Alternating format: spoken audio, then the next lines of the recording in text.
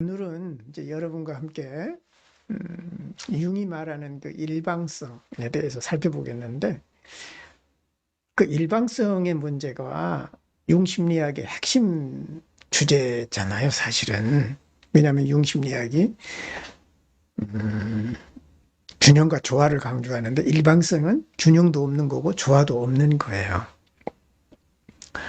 그렇기 때문에 일방적인 사람은 상당히 힘들죠, 우리에게는. 그래서 융심리학에서는 그 일방성에 대한 얘기를 참 많이 합니다. 그래서 이제 그동안에 우리가 일방성을 좀 조명해서 집중적으로 이제 해보지를 못했는데, 오늘은 그 생각이 들었어요. 일방성에 대해서 한번 얘기를 해보자. 상당히 중요한 주제잖아요.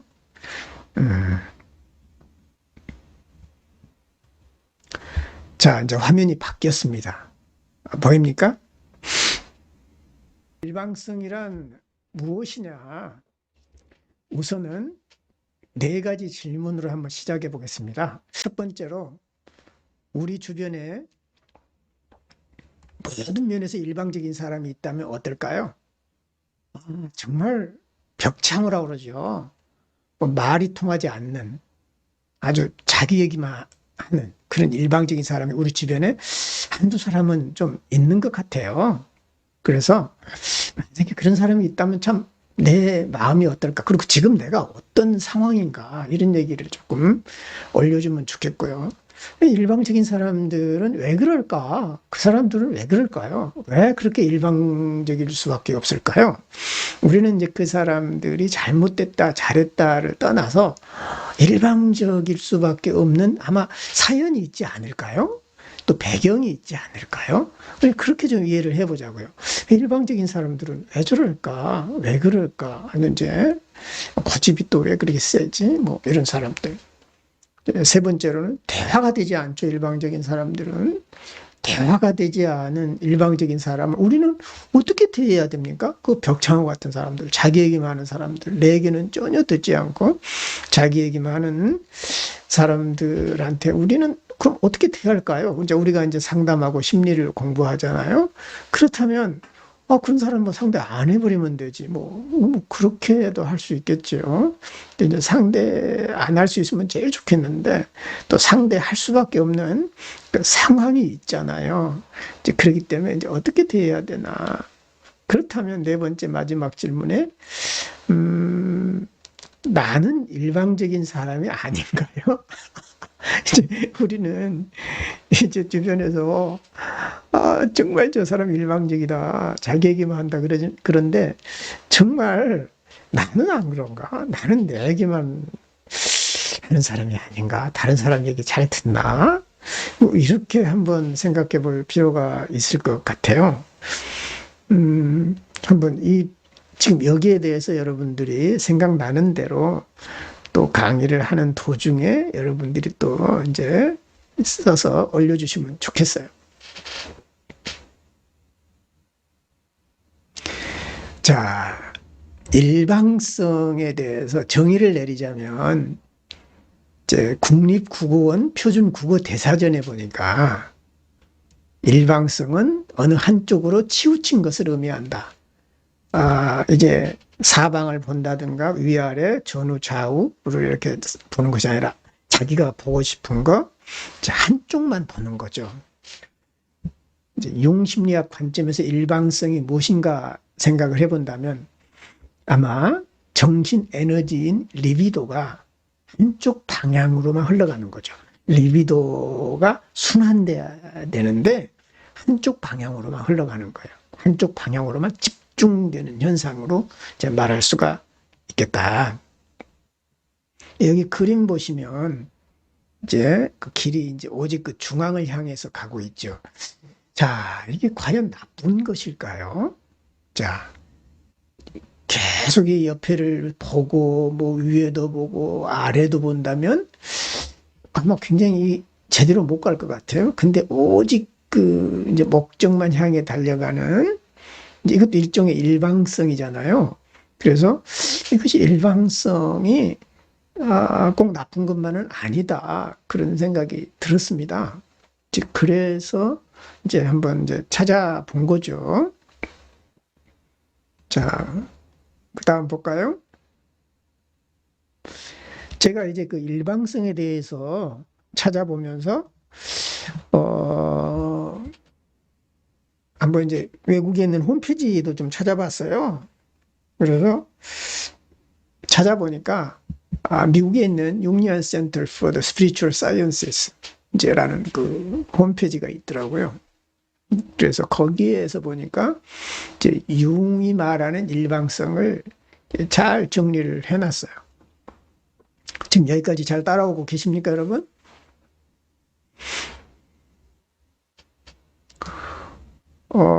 그래서 그 이제 러닝 이널 융리언 컨텍스트 어떤 이제 융학파 관점에서 살펴보는 어떤 전체성이 갖춰진 그런 인간 어떤 인격에 대해서 이제 글을 쓴 건데요.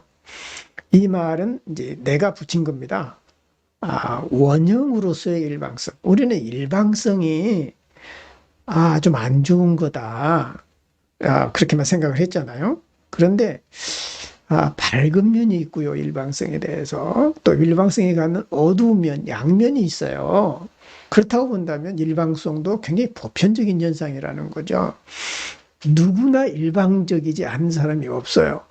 다만 문제는 그 일방성이 심하냐 아니면 보통 사람 정도냐 이거죠. 일방성은 다 있어요. 왜냐하면 자기중심적이거든요. 일방성이라고 하는 것은. 그래서 일방성도 원형처럼 양면성이 있는 거예요. 일방성으로 해서 좋은 점도 있고요.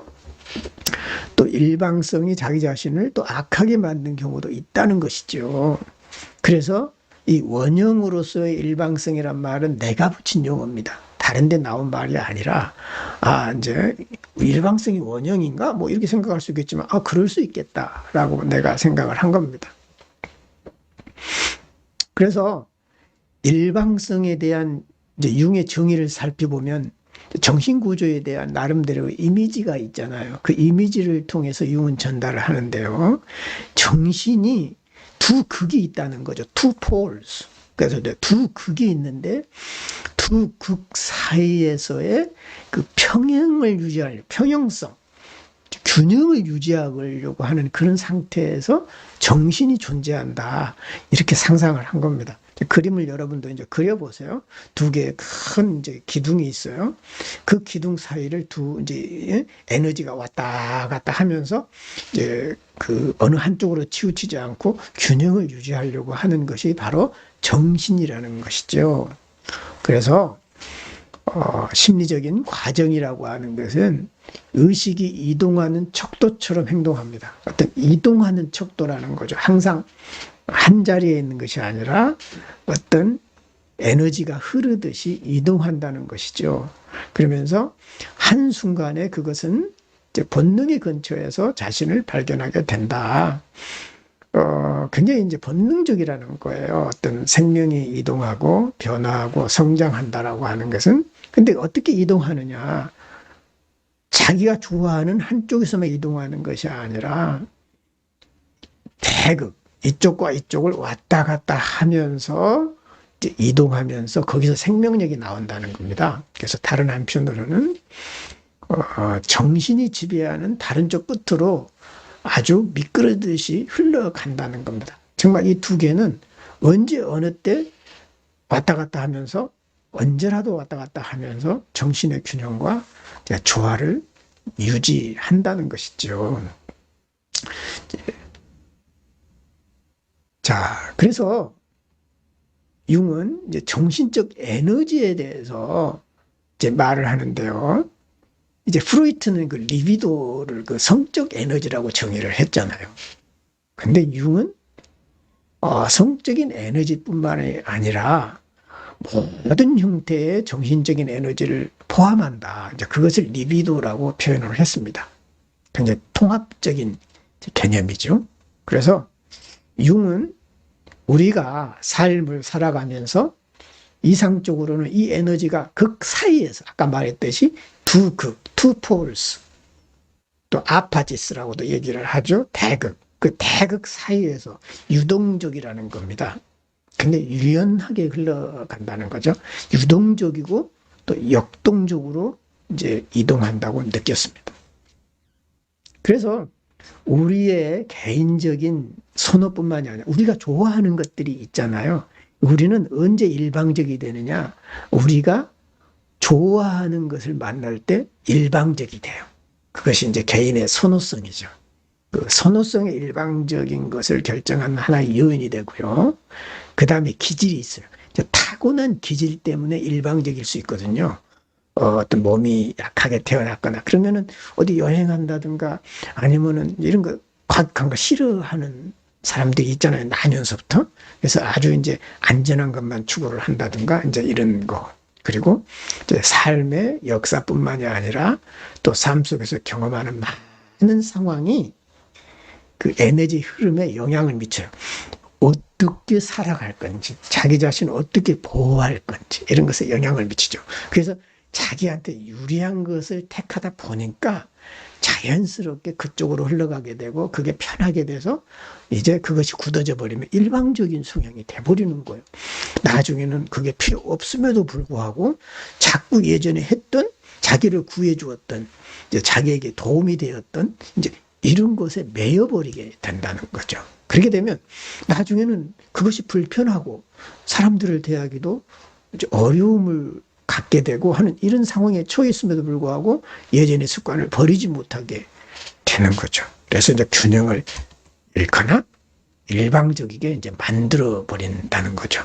대부분 그 일방성이라는 것도 자기가 좋아하는 거, 또 기질적인 것도 있지만은 되게 삶 속에서 경험하면서 터득한 거다. 이런 얘기를 하는 겁니다. 여기 이제 위에 그림 보세요. 어때요? 여러분도 이렇게 공부하고 싶어요? 어때요? 공부 재밌어요? 여기 지금 그림 보이시죠? 정말 열공하는 거. 근데 이게 일방성을 나눈다는 거예요. 재밌잖아요.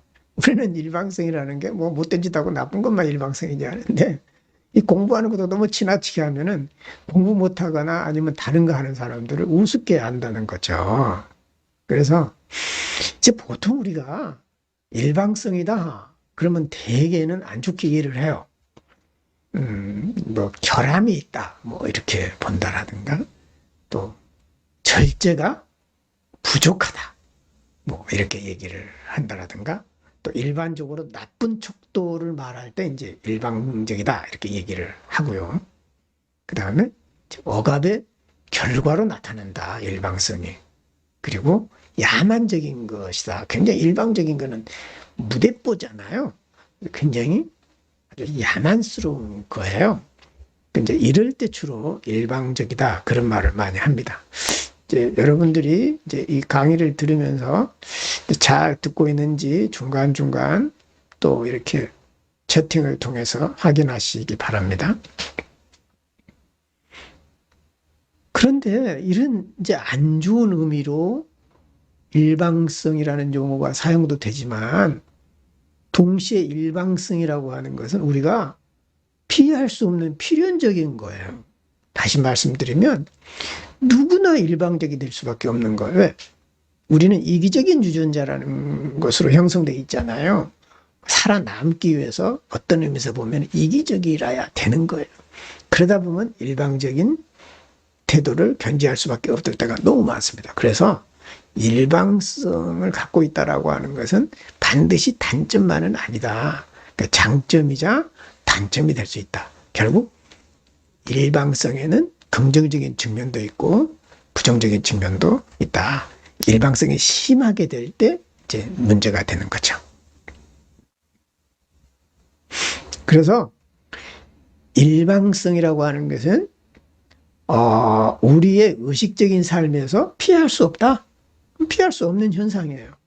그리고 그 일방성은 우리 안에 있는 아주 보편적인 인격에 의해서 지속적으로 또 교정이 되고 또 보상이 됩니다. 그럼 일방적이긴 한데 항상 일반적인 게 문제죠. 일방적인 게. 그러니까 보통 우리는 일방적으로 갔더라도 자기 자신을 돌아보거나 성찰하면서 다시 돌아오기도 하고, 또 지나치게 일방적일 때 무의식이 보상작용을 일으켜서 그것을 이제 수정해주는 이런 과정이 있게 된다는 겁니다. 그래서 의식이 너무 지나치게 일방적이면 이제 무의식은 꿈을 통해서나 환상을 통해서나 사람들하고의 관계를 통해서나 이제 그것을 보상해 주는데, 결국은 무의식의 목표라고 하는 것은 그 의식과 무의식을 궁극적으로 통합하는 거죠. 그럼으로써 더 나은 자아를 더 넓은 인격으로 동화시키는 것입니다. 이제 더 나은 자아를 더 넓은 인격으로 동화시킨다라고 하는 것은 자아를 일종의 전체 정신인 셀프에 동화시키는 것이라고 이제 볼 수도 있겠습니다. 여기 이제 위에 그림 보시면 이제 엄마가 아이를 훈계하거나 이제 나무랄 때 그 원칙을 제시하는 거잖아요. 아이는 듣지도 않아요. 그 원칙을 중시하는 것은 이제 옳고 그름을 중시하는 이제 사람들이죠. 그래서 그 원칙주의자들이 굉장히 좋은 것 같지만 그런 사람들에게 사람들이 잘 안 따르죠. 결국은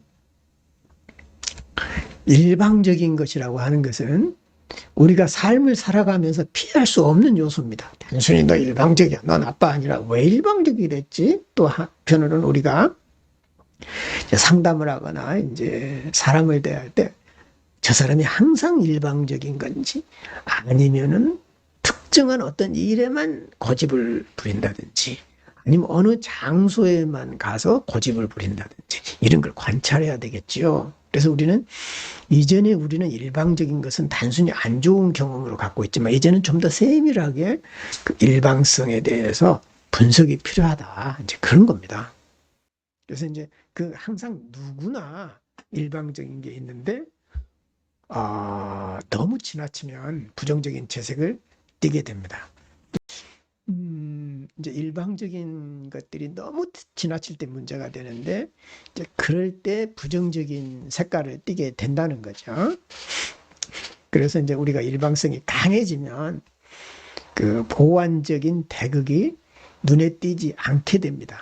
다시 말하면 그 일방성을 보완해 줄 수 있는 유연성이라든가 여유로움이 보이지 않는다는 거죠. 그리고 이제 사실 우리는 일방성에 대한 이건 대처 방안인데요. 뒤에도 나오겠지만 우리가 일방적이지 않게 되려면 어떻게 해야 되느냐 이 얘기를 하는 건데, 흰색 안에 있는 검은색을 봐라. 마치 뭐 이상한 얘기 같잖아요. 흰색이면 흰색이지. 아니 무슨 흰색 안에 검은색이 있어? 융이 이래서 천재인 거예요. 이렇게 남들이 말하지 못한 말을 해요. 흰색 안에 있는 검은색을 봐라. 그리고 선한 행동 안에 있는 악한 것을 봐라. 악한 심리가 있어요. 선한 심리, 겉으로 선하게 드러난 것은 그 속에 되게 악한 게 있어요. 예를 들면 이제 막 힘들어도 선한 척 한다라든가, 마지못해서 선한 척 한다라든가, 또 선한 행동을 하면서 자기가 진짜 해야 될 거를 안 해버린다든가, 이제 이런 거죠. 그러니까 예를 들면 나가서 선한 행동 많이 하고 남 도와준다고 열심히 하는 사람이 자기 가정을 돌보지 않는다면 악한 거예요. 그러니까 남이 볼 때는 너무 착하고 좋은 건데 그 가정은 죽는 거죠. 이제 목회자들이 많이 그런답니다. 목회자들이 이제 목회자 사모님들이 열받는 게 있는데 교인들에게는 한없이 베풀고 한없이 좋은 거예요. 근데 집에만 오면은 이제 뭐 돈도 없고 짜증내고 또 애들 공부하는데 신경도 안 쓰고, 물론 다 그런 건 아니겠지만 그 소위 가난한 목사님들이 많이 그런답니다. 그래가지고 참다 안 되면 사모님들이 열받고 성질낸대요. 흰색 안에 있는 검은색, 그리고 선 안에 있는 악, 그리고 높은 곳에 있는 깊이를 봐라. 이게 이제 니체가 쓴 이제 짜라투스트라는 이렇게 말했다 그러면서 높은 정상에 올라가서 깊은 우물을 보는 그런 장면이 나오잖아요. 이렇게 연결이 돼요. 그래서 그 대극성을 항상 인식하라, 보라. 그런 뜻입니다. 그럼 어떤 사람이 일방성이 강하냐? 언제 일방성이 지배적이냐? 대체로 보면은 페르소나에 집착할 때 그래요. 대체로. 그러니까 일방성은 주로 자신의 그 이제 사회적인 인격, 또 사회적인 타이틀, 부와 명예와 권세 여기에 매일 때 대개는 일방적인 게 돼요. 그래서 페르소나와 연관이 많이 있습니다. 일방적인 사람들은. 자신의 그림자를 보는 사람들은 일방성에서 어찌 보면 많이 자유로워요. 달콤한 말, 그 빛에만 집중하게 돼요. 좋은 쪽, 밝은 쪽에만 집중하게 된다는 거죠. 유리한 쪽, 자신에게 유리한 쪽만 보는 거예요. 그래서 조금만 서운하게 얘기해도 굉장히 상처를 받는 거예요. 그리고 어떤 사람들은 자기가 참 너한테 이렇게 잘해줬는데 너 왜 나한테 이러니? 누가 잘해주래? 그게 일방적인 거예요. 잘해주는 것도. 문제가 많다는 거죠. 그래서 이제 어찌 보면 이런 상황이 계속이 되면 내면의 역동적인 흐름은 멈춰버리고 리비도의 평형 상태가 상실되는 이제 상황이 만들어집니다. 그래서 극단적인 경우에는 강박증이 생겨가지고 어느 한쪽만 바라보니까 거기에만 온 에너지가 집중되다 보니까 리비도가 한쪽으로 흘러가면서 유연하게 되지 않습니다. 이런 상황이 계속되면 어떻게 되느냐? 불균형 상태로 남아있으면서 마치 악마처럼 변해버린다는 거예요. 자, 일방적인 면의 밝은 면을 찾아봤어요. 어떤 면이 좀 밝을까? 되게 일방적인 사람은요, 효율성을 극대화시킵니다. 에너지를 총 집약을 하기 때문에 공부도 잘하고요. 돈도 잘 벌고요. 돈 하나만 생각하니까 주변이 어떻게 되든 말든 응? 공부만 생각하니까. 그래서 나도 많이 일방적이죠. 공부하다 보니까 밖에 것은 많이 소홀하고 또 중요하게 생각 안 한 경향이 있습니다. 그리고 이제 나이가 들으면서 조금 철이 조금은 들었는데, 젊었을 때는 공부 안 하고 나태하면은 굉장히 싫어했습니다. 그런 사람들 보면. 근데 이제 내가 이제 학교 이제 교수 생활 하면서 학생들도 이제 나중에는 많이 이해하게 되고, 잘하는 아이, 못하는 애 구별 안 하고, 정말 한 인격으로 대하려고 나중에는 이제 노력을 많이 하려고 했습니다만은, 쉽지가 않아요. 그런 게. 그래서, 어떤 이제 공부 잘하는 사람들은 공부에만 집착하기 때문에 딴 점에 대해서 굉장히 부족한, 취약한, 이런 것이 되죠. 그래서 일단 효율성이 극대화된다. 그 다음에는 성취형이죠. 주로 일방적인 사람들이 성취형이고 성공지향적입니다. 가면서 좌 보고 우 보고 뭐 또 아래 보고 위에 보고 뭐 언제 가겠어요. 그냥 하나만 보고 그냥 달려가는 거죠. 여기 지게차처럼 그냥 이게 지게차가 이게 동작이 왔다 갔다 해봐 안 되잖아요. 천천히 하면서 짐 조심히 내려야지. 지금은 성취와 성공지향적입니다. 그리고 되게 일방적인 사람들은 확고한 신념이 있어요. 그게 옳든 그르든 나름대로 굉장히 확고하죠. 굉장히 고집불통이란 말이 나오는데요. 그리고 다 그런 건 아닙니다만은 대체로 일방적인 사람이 강력한 리더십을 발휘합니다. 초기에는 그렇지 않아요. 성공한 다음에 그래요. 초기에 일방적이면 누가 알아주나요? 나이도 어리고 뭐 돈도 없고 실력도 없는데 일방적이면 알아주겠습니까? 어느 정도 성공한 다음에 내가 성공했어. 이 정도면 괜찮아. 이제 그럴 때 이제 일방적이 될 가능성이 참 많죠. 이게 대개 보면 일방성이 갖고 있는 좋은 측면이라고나 할까요? 이렇게 볼 수 있어요. 그렇다면 일방성이 가지고 있는 어두운 면은 뭘까요? 이제 우리가 대개 알고 있는 것들인데요. 대개 보면 이제 자기중심적이에요, 일방적인 사람들은. 그러다 보니까 남의 마음을 보려고 하지 않아요. 그러니까 어떤 뭐가 이익이 되느냐. 그러니까 대부분 사람과 사람 사이가 어떤 수단이지 목적이 아닌 거예요. 인간 자체가 목적이 아닌 거예요. 저 사람은, 나랑 주변에 있는 사람은 나의 무엇을 위해서 존재하는 거지, 인간 대 인간으로 만나는 게 적어진다는 거죠. 그래서 정서적인 관계가 없어져 버리는 거예요. 그리고 배타적인 신념을 갖게 돼요. 내가 믿고 있는 신앙이라든가, 내가 믿고 있는 철학이라든가, 내가 가지고 있는 신념만이 옳은 거예요. 그러니까 이게 우리나라 지금 현대 지금 대한민국이 처해있는 가장 불행한 거예요. 내 생각만 옳은 거예요. 다른 사람은 무조건 틀려요. 들어보나 마나 틀려요. 그리고 뭐 사람은 그렇잖아요.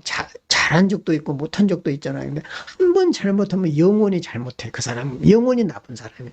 그리고 나한테 한 번 잘하면 영원히 잘하는 사람이야. 그러다 보니까 감정이 부재해. 그래서 사람이 사물처럼 돼버리는 거예요. 이제 회사에서 일할 때도 사장과 직원 관계가 돈과 계급으로 되면은 이제 문제가 많다는 거죠. 그래서 요즘 뭐 갑질도 하고 또 자살하는 일도 막 생기고 막 그러잖아요. 이런 상태가 이제 일방성의 가장 핵심적인 문제가 뭐냐면 편집 분열 상태에 있게 된다는, 결국은 이제 편집증은 이제 신경증의 대표적인 거예요. 분열증은 정신분열, 조현증으로 가는 가능성이 가장 크다. 이제 사회가 지켜주고 또 지지그룹이 있고 어떤 돈도 있고 여유가 있으면 일방적인 사람도 괜찮아요. 근데 돈도 없고 지지 기반도 없고 관계도 이제 끊어지고 그럴 때는 이제 자폐적인 성향을 드러내겠죠. 일방적인 사람이. 그래서 결국은 이제 분열 상태까지 가게 되는, 정신분열증의 시작이 일방성이에요. 사실은 굉장히 무서운 거예요, 일방성이.